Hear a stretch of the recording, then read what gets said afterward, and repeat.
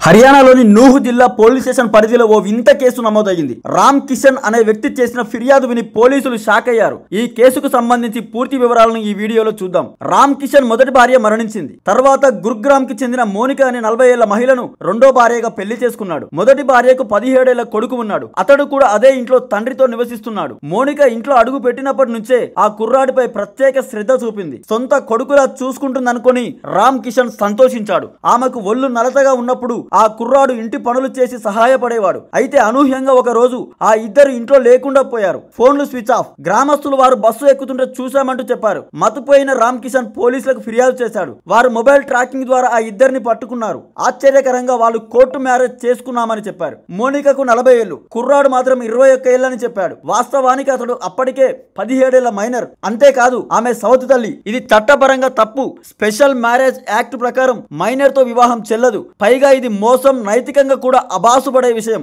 అయినా పోలీసులు వారిని వదిలేశారు. ప్రస్తుతం ఈ ఘటన వైరల్ గా మారింది. సవతి తల్లితో కొడుకు వెళ్లిపోవడం ఏంటనే చర్చ సోషల్ మీడియాలో తీవ్రంగా నడుస్తుంది.